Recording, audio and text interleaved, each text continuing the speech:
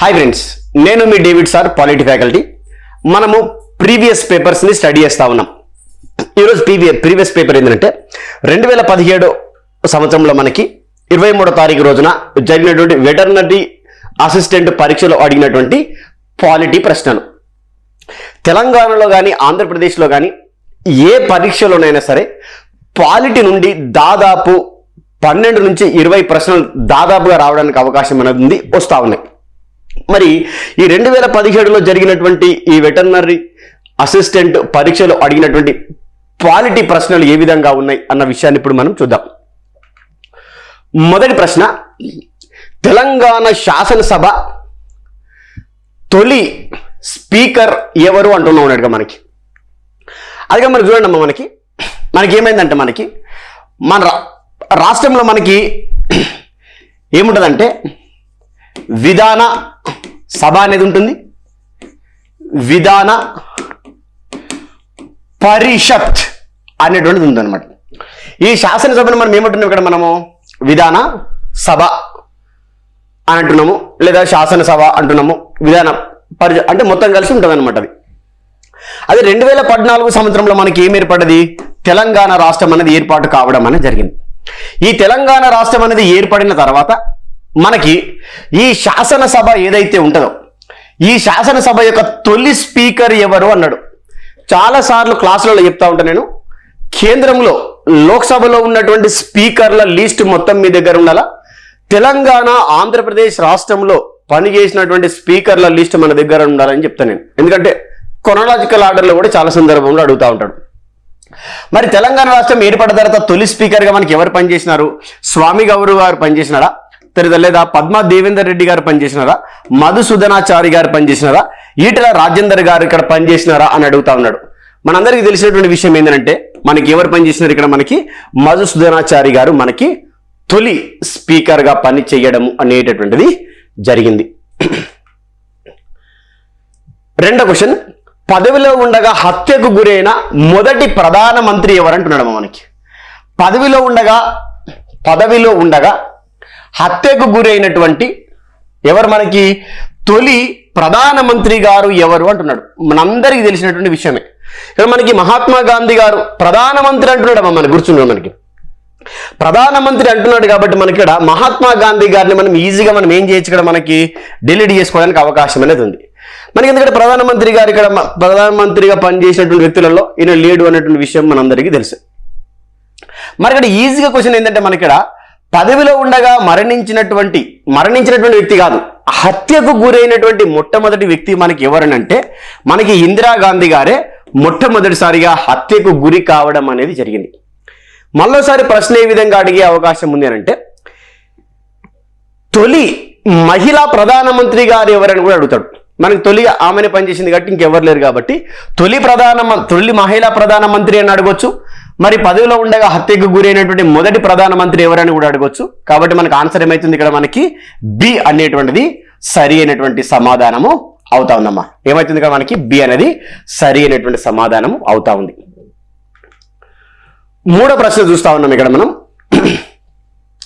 కేంద్ర మానవ వనరుల అభివృద్ధి శాఖ మంత్రిగా దేశవ్యాప్తంగా నవోదయ విద్యాలయాల ఏర్పాటుకు కృషి చేసినది ఎవరు అంటున్నాడు ఇక్కడ మనకి. నవోదయ పాఠశాలలు ఇప్పుడు మన భారతదేశం మొత్తంలో చాలా పనిచేస్తా ఉన్నాయి. ఈ నవోదయాలలో చాలా మంది విద్యార్థులు, మన పల్లెటూరు విద్యార్థులు చాలా మంది చదువుకుంటా ఉన్నారు. మనం ఆ విషయాన్ని చూస్తా ఉన్నాం. అయితే ఇక్కడ మనకి ఏమడుగుతుందంటే, అసలు ఈ మొట్టమొదటిసారిగా ఈ నవోదయ పాఠశాలలను దేశవ్యాప్తంగా ప్రారంభించడానికి కృషి చేసినటువంటి వ్యక్తి ఎవరంటున్నాడు. తర్వాత అర్జున్ సింగ్, పివి నరసింహారావు, గులాబ్ నబీ ఆజాద్, లేకపోతే స్మృతి ఇరానీ గారా, ఎవరిక్కడ పనిచేయడం అనేది జరిగింది అంటున్నాడు ఇక్కడ మనకి. గులాబ్ నబీ ఆజాద్ గారు దీనికి మొట్టమొదటిసారిగా శ్రీకారం చుట్టి దేశవ్యాప్తంగా ఈ నవోదయ పాఠశాలలు పని చేయడానికి శ్రీకారం చుట్టడము అనేటటువంటిది జరిగింది. కాబట్టి ఆన్సర్ ఏమైతుంది ఇక్కడ మనకి సి అనేటటువంటిది సరి అయినటువంటి సమాధానము అవుతుంది. నాలుగో క్వశ్చన్ చూస్తున్నాం. పివి నరసింహారావు ప్రధానమంత్రి పదవిలో ఉన్నప్పుడు ఈ క్రింది వారిలో భారత రాష్ట్రపతిగా ఉన్నది ఎవరంటున్నాడు ఇక్కడ మనకి. ప్రధానమంత్రిగా ఎవరున్నారంటే మనకి పివి నరసింహారావు గారు ప్రధానమంత్రిగా ఉన్నప్పుడు ఏ పదవిలో ఉన్న వాళ్ళని అడుగుతున్నాడు ఇక్కడ అడుగుతున్నాడు. అంటే ఇక్కడ మనకి రెండు పదవులు చాలా చాలా ప్రాముఖ్యమైనటువంటివి. అర్థమైందమ్మా? రెండు పదవులు చాలా ప్రాముఖ్యమైనవి. సరే, మనకి ఇక్కడ చూసుకుంటే శంకర్ దయాళ్ శర్మన, నీల సంజీవ్ రెడ్డి, కేఆర్ నారాయణ, లేకపోతే ఏపీజే అబ్దుల్ కలాం, ఎవరు అడుగుతున్నాడు ఇక్కడ మనకి. శంకర్ దయాళ్ శర్మ గారు ఇక్కడ మనకి ఏం చేసినాడు? పివి నరసింహారావు గారు ప్రధానమంత్రి ఉన్నప్పుడు ఇతను రాష్ట్రపతిగా పనిచేయడం అనేది జరిగింది. అయితే ఈ పివి గారి గురించి మనకి ఇంకా అడిగే అవకాశాలు ఉంటాయి. ఏ విధంగా అడిగే అవకాశాలు ఉంటాయంటే, మన స్థానిక సంస్థలు అనేటటువంటివి ఏవైతే ఉన్నాయో, ఏ సంస్థలమ్మా మనకి స్థానిక సంస్థలు, మనకి ఏంది ఇక్కడ మనకి స్థానిక సంస్థలు. అర్థమైందా? ఈ స్థానిక సంస్థలు ఏవైతే ఉన్నాయో వాటికి ఏమిచ్చింది ఇక్కడ మనకి? రాజ్యాంగ హోదా రావడం అనేది జరిగింది. ఏం రావడం జరిగింది ఇక్కడ మనకి? రాజ్యాంగ హోదా రావడం అని జరిగింది. ఈ రాజ్యాంగ హోదా ఏ రాజ్యాంగ సవరణల ప్రకారము? 73వ రాజ్యాంగ సవరణ ప్రకారం ఏమో గ్రామ పంచాయతీలకి, 74వ రాజ్యాంగ సవరణ ప్రకారం, దీని ప్రకారం అమ్మా రాజ్యాంగ సవరణల ప్రకారం ఇక్కడ వాటికి ఇవ్వడం జరిగింది. అంటే ఈ విధంగా కూడా అడుగుతాడు. అంటే ఒక విషయం వచ్చినప్పుడు కొంతనన్న దానికి సంబంధించినటువంటి రిలేటెడ్ మ్యాటర్ ఏదైతే ఉందో దాన్ని కూడా మనం ఖచ్చితంగా స్టడీ చేయాల్సిందే. సరే, ఇక్కడ అడిగినటువంటి దానికి ఆన్సర్ ఏముంది? ఇక్కడ మనకి 4వ దానికి ఏ అనేది సరి అయినటువంటి సమాధానం. జార్జ్ మనీ అంటాం ఇక్కడ మనకి. జార్జ్ మనీ వ్యవస్థ, జార్జ్ మనీ ఇక్కడ మనకి జార్జ్ మనీ వ్యవస్థ దీనిని సూచిస్తుంది అంటాడు ఇక్కడ. జార్జ్ మనీ వ్యవస్థ అంటే మనకి సోషియాలజీలో దాదాపు ఉంటుంది అనమాట. మరి ఈ జార్జ్ మనీ వ్యవస్థ అనేటువంటిది దేన్ని సూచిస్తుంది ఈ అంశాలలో అంటే, భూస్వామ్య మరియు కులాలకు మరియు వర్తకులకు మధ్య సంబంధాన్ని గురించి అంట. గ్రామాలలో భూస్వామ్య కులాలకు వివిధ వృత్తుల కులాలకు మధ్య వారసత్వ సంబంధము, బ్రిటిష్ పరిపాలనలో భూమి శిస్తు వసూలు పద్ధతి, దాని తర్వాత మార్కెట్లో అమ్మకముదారులకు కొనుగోలుదారులకు గల మధ్య సంబంధాన్ని గురించి అని ఇక్కడ అనడం అనేది జరుగుతుంది. మరి ఈ యాజమాన్య వ్యవస్థ అనేటువంటిది దేని గురించి చూపిస్తుంది? ఎవరెవరికి మధ్యలో ఉన్నటువంటి సంబంధాలని ఇది తెలియజేయడం అనేది జరుగుతూ ఉంది అంటే, ఇది గ్రామాలలో కనిపిస్తూ ఉంటుంది మనకి. గ్రామాలలో భూస్వామ్య వ్యవస్థలు ఏవైతే ఉంటాయో ఆ భూస్వాములకు మరియు వివిధ కులాలకు వివిధ వృత్తుల కులాలకు మధ్య ఉన్నటువంటి వారసత్వమైనటువంటి ఒప్పందం. అది ఎలాంటి ఒప్పందం? అది వారసత్వమైనటువంటి ఒప్పందాన్ని గురించి చూపించడం అనేది జరుగుతుంది. కాబట్టి ఆన్సర్ ఏంది ఇక్కడ మనకి? బి అనేటటువంటిది సరి అయినటువంటి సమాధానము. 6వ క్వశ్చన్ ఇక్కడ మనం చూస్తా ఉన్నాం. 2007లో కేంద్రము మరియు రాష్ట్రాలకు గల మధ్య సంబంధాల అధ్యయనం కోసం ఎవరి నేతృత్వంలో కమిటీని ఏర్పాటు చేయడం అనేది జరిగింది అంటున్నాడు. ఎవరి నేతృత్వంలో కమిటీని ఏర్పాటు చేయడం అనేది జరిగింది అంటున్నాడు మనకి. అర్థమైందా? ఎవరి నేతృత్వంలో ఏర్పాటు చేసినారు అంటే మనకి సమాఖ్య పరిపాలన విధానం అనేది ఉందమ్మా మన భారతదేశంలో. ఏ పరిపాలన విధానం ఉంది మన భారతదేశంలో? సమాఖ్య పరిపాలన విధానం అనేది ఉంది. ఏ విధానం ఉంది? సమాఖ్య పరిపాలన విధానం ఉంది. ఈ సమాఖ్య పరిపాలన విధానంలో కేంద్ర ప్రభుత్వానికి రాష్ట్ర ప్రభుత్వానికి మధ్యలో సంబంధాలు ఉంటాయి. అది పరిపాలన సంబంధాలు, శాసనపరమైనటువంటి సంబంధాలు, ఆర్థిక పరమైనటువంటి సంబంధాలు. ఈ టాపిక్స్ మనం ఆల్రెడీ క్లాసెస్లో విన్నాం. మరి ఈ కేంద్రము మరియు రాష్ట్రాలకు మధ్య సంబంధాలను అధ్యయనం చేయడం కోసం అంటున్నాడు. అధ్యయనం చేయడం కోసము ఇయర్ కూడా ఇచ్చిండు. 2007 సంవత్సరంలో ఈ కేంద్ర రాష్ట్ర ప్రభుత్వాలకు మధ్య సంబంధాలను అధ్యయనం చేయడం కోసము వేసినటువంటి కమిటీ ఏది అని అంటున్నాడు ఇక్కడ మనకి. మరి ఇక్కడ మనకి మదన్ మోహన్ పూచి కమిటీ, మనకి పూచి కమిషన్ అంటాం దాన్ని. ఇక పూచి కమిషన్ అని గుర్తుంచుకోండి. Ranjit Singh Sarkaria commission, Srikrishna committee, D R Gadgil committee అంటున్నాడు. ఏ కమిటీని వేయడం జరిగింది 2007లో అంటే మనకి మదన్ మోహన్ పూచి కమిషన్ ఏర్పాటు చేయడం అనేది జరిగింది అనమాట. ఇది 2007లో వేయడం అనేది జరిగింది అనమాట. అంటే మనకి దాన్ని షార్ట్ కట్ లో మనం ఏమని పిలుచుకుంటున్నాం ఇక్కడ? మనకి పూచి కమిషన్ అని పిలుచుకోవడం అనేది జరుగుతూ ఉంది ఇక్కడ మనకి. ఏమని పిలుచుకుంటున్నాం దాన్ని మనం ఇక్కడ? పూచి కమిషన్ అని పిలుచుకోవడం జరుగుతుంది. కాబట్టి దీనికి మనకి కరెక్ట్ ఆన్సర్ ఏమైతుంది ఇక్కడ? ఏమైతుందనంటే ఏ అనేటటువంటిది సరి అయినటువంటి సమాధానము అవుతుంది. అంటే 2007లో ఏ కమిటీని ఏర్పాటు చేసిరు? మనకి పూచి కమిషన్ అనే దాన్ని ఏర్పాటు చేసిండ్రు. ఈ పూచి కమిషన్ యొక్క ముఖ్యమైనటువంటి ఉద్దేశం ఏంటి అని అడుగుతాడు. పూచీ కమిషన్ అనేటటువంటి దాన్ని ఏ అంశంలో భాగంగా ఏర్పాటు చేశారని మరొకసారి ప్రశ్నించే అవకాశం అనేది ఉంది. పూచీ కమిషను ఏ అంశాలపైన అధ్యయనము చేయడం కోసం ఏర్పాటు చేశారు అంటే సెంట్రల్ అండ్ స్టేట్ గవర్నమెంట్స్ మధ్యలో ఉన్నటువంటి రిలేషన్షిప్ని అధ్యయనం చేయడం కోసం ఏర్పాటు చేయడం అనేది జరిగింది. మరి ఈ సెంట్రల్ అండ్ స్టేట్ రిలేషన్షిప్స్ ఏ గవర్నమెంట్లో భాగంగా ఉంటాయి అని ఒకవేళ ప్రశ్న అడిగితే మనకి సమాఖ్య పరిపాలన విధానంలో భాగంగా అవి ఉంటాయి అన్న విషయాన్ని ఇక్కడ మనం ఖచ్చితంగా గమనించాల్సిందనమాట. ఇది మనకి దేనికి సంబంధించినటువంటి ఆన్సర్ అంట, 6వ క్వశ్చన్కి సంబంధించినటువంటి ఆన్సర్. తర్వాత 7వ క్వశ్చన్ ఇక్కడ మనం చూస్తా ఉన్నాం. తెలంగాణ రాష్ట్రంలో గ్రాడ్యుయేషన్ పోస్ట్ గ్రాడ్యుయేషన్ స్థాయి విద్యను అత్యధిక స్థాయిలో అభ్యసించినటువంటి విద్యార్థులు ఏ తరగతికి చెందినటువంటి వ్యక్తులు అంటున్నాడు ఇక్కడ మనకి. ఏ తరగతికి చెందినటువంటి వ్యక్తులు అంటున్నాడు ఇక్కడ మనకి. షెడ్యూల్డ్ తరగతులకు చెందిన వారా, షెడ్యూల్డ్ కులాలకు చెందినటువంటి వారా, ఇతర వెనుకబడినటువంటి తరగతుల వారా, లేకపోతే ఇతర కులాలకు సంబంధించినటువంటి వారా అంటున్నాడు. మరి ఇక్కడ మనకి చూడండి, మనకి డిగ్రీ అంటున్నాడు ఇక్కడ. డిగ్రీ స్థాయి కానీ పీజీ స్థాయిలో ఉన్నటువంటి వ్యక్తులలో ఏ కులానికి, ఇక్కడ మనకి క్యాస్ట్ వైజ్గా అడుగుతున్నాడు, ఏ కులం వాళ్ళు అత్యధికమైనటువంటి స్థాయిలో ఈ విద్యను అంటే ఉన్నతమైనటువంటి విద్యను కంప్లీట్ చేసుకున్నారు అనేటువంటి విషయాన్ని ఇక్కడ అడుగుతా ఉన్నాడు. మనం చూసుకుంటే లెక్కల ప్రకారం ఇక్కడ మనకి ఎవరంటే మనకి ఇక్కడ బీసీ అనుకోవచ్చు, బ్యాక్వర్డ్ క్లాసెస్. ఈ కులాలకు సంబంధించిన వ్యక్తులు అత్యధిక స్థాయిలో డిగ్రీ మరియు పోస్ట్ గ్రాడ్యుయేషన్ డిగ్రీని కంప్లీట్ చేసుకోవడం అనేటటువంటిది జరిగింది. కాబట్టి 7వ దానికి ఆన్సర్ ఏమైంది మనకి ఇక్కడ, సి అనేటటువంటిది సరి అయినటువంటి సమాధానం అయింది. పిఐఓ అంటారు. ఈ పిఐఓ అన్నదాని అనగానే మీకు ఏం గుర్తుకు రావాలా, భారత రాజ్యాంగంలో పౌరసత్వం అనేది గుర్తుకు రావాలా. ఏం గుర్తుకు రావాలా మీరు ఇక్కడ, పౌరసత్వం అనేటువంటి టాపిక్లో ఉంటుంది మనకి. ఈ పౌరసత్వం అంటే ఎలాంటి పౌరసత్వాన్ని మనము పాటిస్తా ఉన్నాం, మనము as per our Indian constitution మనకి ఏక పౌరసత్వాన్ని ఫాలో అవుతున్నాం. దేన్ని ఫాలో అవుతున్నాం మనం ఇక్కడ, ఏక పౌరసత్వాన్ని ఫాలో అవుతున్నాం. ఈ ఏక పౌరసత్వాన్ని ఏ దేశంలో నుంచి తీసుకున్నాం, మరి ఏ దేశం నుంచి తీసుకున్నాం అంటే ఇంగ్లాండ్ దేశం నుంచి తీసుకున్నాం. ఇంతవరకు ఓకే.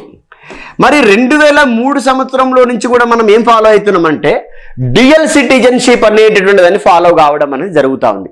దేన్ని ఫాలో అవుతున్నాం మనము, డ్యూయల్ సిటిజన్షిప్ని. మరి ఈ పౌరసత్వానికి సంబంధించినటువంటి అంశాలన్నిటిపైన ఎవరు చట్టం చేసే అధికారం అనేది ఉంది, ఎవరు చట్టం చేసే అధికారం ఉంది అని అంటే పార్లమెంటే చట్టం చేసే అధికారం అనేది ఉంది. మరి పార్లమెంట్ ఏ ఆర్టికల్ ప్రకారం చట్టాలు చేస్తుంది అని అంటే 11వ ఆర్టికల్ ప్రకారం చట్టాలు చేస్తుంది. ఇది మన మైండ్లో ఉంటే దీనికి ఆన్సర్ చేయడానికి అవకాశం అనేటటువంటిది ఉందన్నమాట. మనం మీరు చూసుకుంటే పిఐఓ అనగా ఏమిటి, భారతీయ సంతతి మరియు ఖైదీలు అంటున్నాడు. సంతతికి చెందినటువంటి ఖైదీలట, భారతీయ సంతతి వ్యక్తులట, పెన్షన్ అమలు పరచు ఆఫీసర్ అట. పెన్షన్ అమలు పరచు ఆఫీసర్ కాదు, ప్రజా సమాచార కార్యాలయం అంటుండే, ఇది కూడా కాదు. మరి ఇక్కడ ఇది కూడా కాదు. కాబట్టి ఆన్సర్ ఏమైతుంది ఇక్కడ మనకి, భారతీయ సంతతి వ్యక్తులు. భారతీయ సంతతి వ్యక్తులు అనేటువంటిది దీనితో సంబంధం కలిగి ఉంది ఇక్కడ మనకి, పిఐఓతో సంబంధం అనేది కలిగి ఉంది. కాబట్టి ఆన్సర్ ఏమైతుంది ఇక్కడ మనకి, బి అనేది సరి అయినటువంటి సమాధానం అవుతుంది. భారత సుప్రీంకోర్టు న్యాయమూర్తి అని అడిగాడు మనకి. చూడండి, న్యాయమూర్తిని రాష్ట్రపతి ప్రధానంగా ఎవరి సలహాపై నియమిస్తాడంటున్నాడమ్మా. సింపుల్గా ఇక్కడ గుర్తుంచుకోండి, ఇక్కడ న్యాయమూర్తులందరినీ నియమించేటటువంటి అధికారం ఎవరికి ఉందంట, ఎవరికి ఉందనంటే ఇక్కడ మనకి గుర్తుంచుకోండి, సింపుల్గా అర్థమవుతుంది. న్యాయమూర్తులని నియమించే అధికారం ఎవరికి ఉంది ఇక్కడ మనకి, రాష్ట్రపతి గారికి ఉంది. ఎస్, ఇది కరెక్ట్, ఇది అర్థమైపోయింది. ఇక్కడ మనకి న్యాయమూర్తులను నియమించే అధికారం ఎవరికి ఉంది, రాష్ట్రపతి గారికి ఉంది. అందుకని మనకి న్యాయమూర్తిని రాష్ట్రపతి గారు నియమించేటప్పుడు ఎవరి సలహాను పాటిస్తాడు అంటున్నాడు ఇక్కడ మనకి. ఎవరి సలహాల ప్రకారం ఇక్కడ ముందుకెళ్తాడు అంటున్నాడు. అంటే మనకి ఇక్కడ ఎవరి సలహాలను తీసుకుంటాడు అంటే మరి రాష్ట్రపతి గారు నియమించేటప్పుడు ఎవరి సలహాలను తీసుకుంటాడు, సుప్రీంకోర్టు ప్రధాన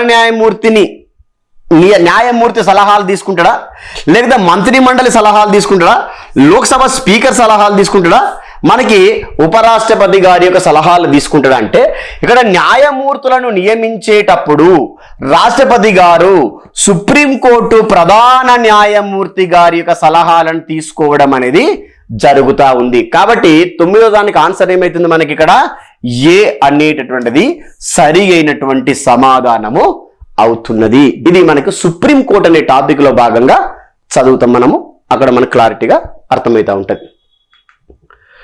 42వ రాజ్యాంగ సవరణ ద్వారా ప్రవేశికలో అదనంగా పొందుపరిచినటువంటి పదాలు ఏవి అంటున్నాడు ఇక్కడ మనకి. అర్థమైందమ్మా? చూడు, మనకి 1976 సంవత్సరంలో 42వ రాజ్యాంగ సవరణ ద్వారా దేనికి మార్పు జరిగింది? ప్రవేశిక అనే దానికి మార్పు జరిగింది. ఆ ప్రవేశిక అనేటువంటిది ఏదైతే ఉందో ఆ ప్రవేశికకు అదనంగా చేర్చినటువంటిది ఏది అంటున్నాడు ఇక్కడ మనకి. సార్వభౌమాధికార లౌకిక పదాల, సామ్యవాద గణతంత్ర పదాల, సార్వభౌమాధికార సామ్యవాదం, ఇక్కడ సామ్యవాదం పదాల, లౌకిక సామ్యవాద సమగ్రత అనే పదాల. మనకి 1976 42వ రాజ్యాంగ సవరణ ద్వారా 3 పదాలను చేర్చడం అనేది జరిగింది. అవి లౌకిక, సామ్యవాద, సమగ్రత అనేటటువంటి పదాలు. కాబట్టి ఆన్సర్ ఏమైంది ఇక్కడ మనకి? డి అనేటటువంటిది సరి అయినటువంటి ఆన్సరు అవుతా ఉంది. అంటే ఒకేసారి జరిగిందమ్మా సవరణ. మరి ఎగ్జామ్లో మనకి ఏ విధంగా అడుగుతాడంటే ఇక్కడ ఏం జరిగింది? ఇక్కడ మనకి సవరణ జరిగింది. మరి దేనికి సవరణ జరిగింది? ప్రవేశికకు సవరణ జరిగింది. ఈ ప్రవేశికను సవరించవచ్చు అని చెప్పినటువంటి కేసు ఏదంటాడు? ఏ కేసు ఆధారంగా ఈ సవరణ జరిగిందనంటే 1973లో కేశవానంద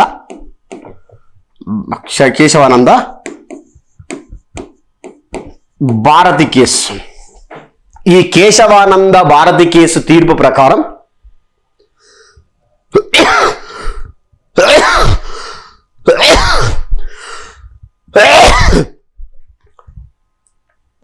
ప్రవేశికను సవరించవచ్చు అని చెప్పినారు. ఏ కేసు ప్రకారం అంటే మనకి కేశవానంద భారతి కేసు ప్రకారం చెప్తే ఎప్పుడు సవరించినారు?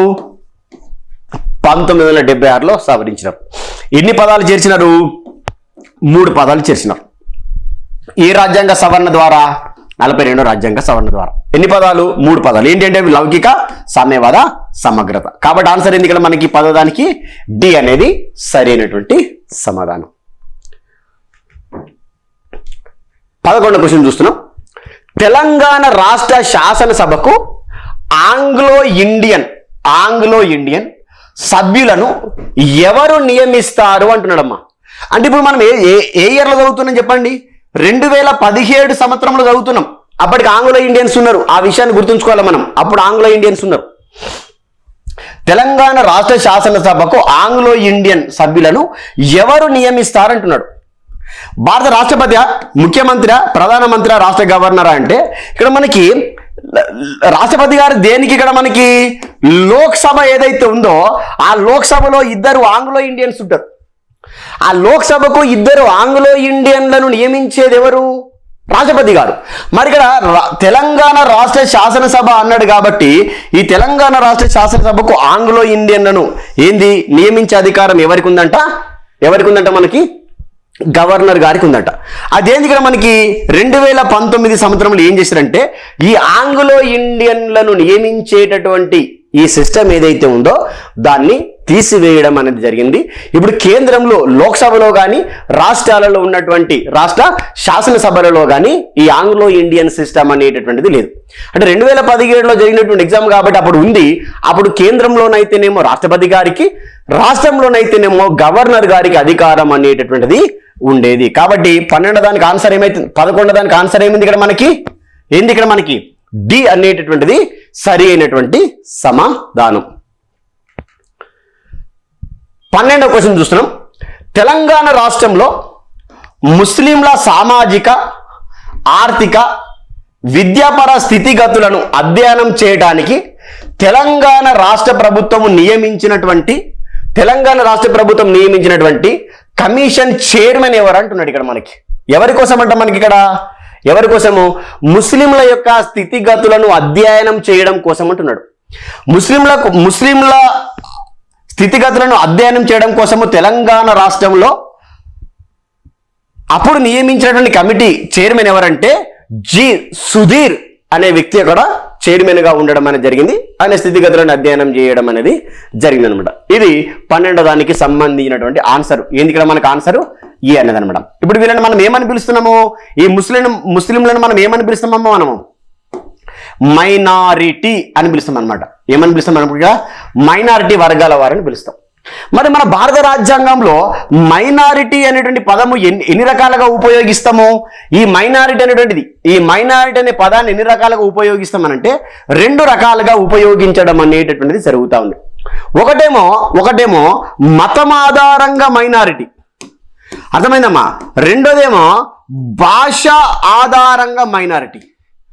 ఒకటేమో మతం ఆధారంగా మైనారిటీ, రెండోదేమో భాష ఆధారంగా. మతం ఆధారంగా మైనారిటీని డిక్లేర్ చేసే అధికారం ఏ ప్రభుత్వానికి ఉంటుంది? కేంద్ర ప్రభుత్వానికి ఉంటుంది. భాష ప్రకారము ఏంది ఇక్కడ మనకి మైనారిటీని డిక్లేర్ చేసే అధికారం అనేది ఎవరికి ఉంటుంది? మనకి ఇక్కడ ఎవరికి ఉంటుంది అంటే రాష్ట్ర ప్రభుత్వానికి ఉంటుంది. మరి మన భారత రాజ్యాంగంలో ఎక్కడైనా సరే మైనారిటీ అనే పదం ఉందా అంటే ఎక్కడ కూడా లేదు. కానీ ఇండైరెక్ట్ గా మనకి ఇక్కడ చూసుకున్నట్లయితే 29వ ఆర్టికల్ 30వ ఆర్టికల్ ఏవైతే ఉన్నాయో అవి మైనారిటీ వర్గాలకు సంబంధించినటువంటి విషయాల గురించి తెలియచేయడం అని జరుగుతుంటుంది. ఇది కొంచెం అడిషనల్ గా ఉన్నటువంటి మన ఇన్ఫర్మేషన్. సరే, ఏదేమైనా మనకి 2017కు సంబంధించిన క్వశ్చన్ పేపర్ కాబట్టి అప్పుడు తెలంగాణ రాష్ట్రంలో ముస్లింల యొక్క సామాజిక, ఆర్థిక, విద్యాపరమైనటువంటి స్థితిగతులను అధ్యయనం చేయడానికి అప్పుడు ప్రభుత్వం నియమించినటువంటి కమిటీ చైర్మన్ ఎవరంటే మనకి జి సుధీర్ అన్న విషయాన్ని ఇక్కడ మనము గమనించాలి. ఇవి మనకు ప్రీవియస్ లో వచ్చినటువంటి ప్రశ్నలు మరియు వాటి సమాధానాలు. All the best.